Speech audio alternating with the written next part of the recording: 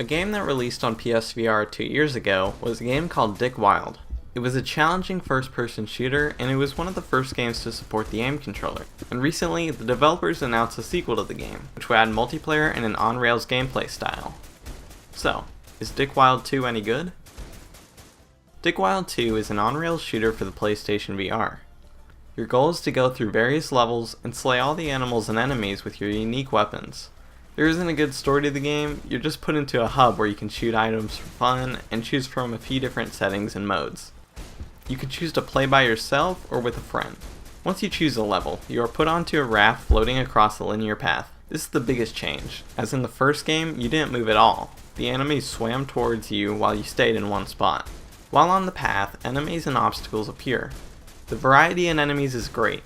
They introduce new enemies every few levels, and they don't feel like the same enemies just reskinned. Some enemies jump at you, some shoot at you, some swim in the water, some latch onto your raft, and some more types. As for the obstacles, as you float across the path, a lot of junk and items will appear in the water. You'll see cars, crates, wood, and even a fridge. If you don't break the items in the water, they'll hit your raft and you'll take damage. Both the enemies and obstacles combined can make for some really hectic moments. It's really fun. As you float along the path, you'll get to checkpoints where you can purchase new guns and upgrades.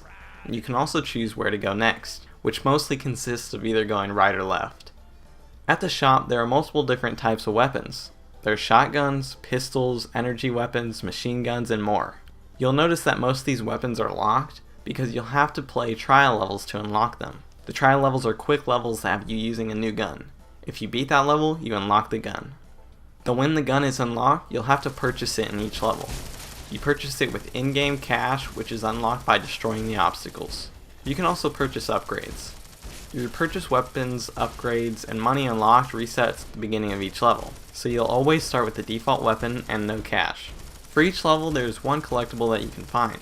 You can find keys on specific paths that can be used to unlock more levels, and the few boss battles in the game. For each world there's a boss battle, and there are 3 worlds in total. The bosses were decent, but I wasn't impressed. So let's talk about the multiplayer. I really enjoyed the multiplayer, and I didn't get bored at all. It's really fun to come up with good combinations to use, but sadly, the single player isn't as fun. It's the same exact thing as the multiplayer, but just without a second player. And that's my biggest problem with the game. It just doesn't hold up as a single player game. And I don't want to play the game again unless it's with another player. So if you plan on playing this game, make sure you have someone to play it with. One thing I've been avoiding in this review is the difficulty. The first game was known for being painfully difficult, and a lot of players were disappointed when they tried this game, because it's a lot easier. When I first played the game in multiplayer, I didn't die until almost 2 hours into the game. This could be seen as a bad thing for some players, but I thought the difficulty was well done and balanced. It wasn't too hard, but it wasn't too easy either.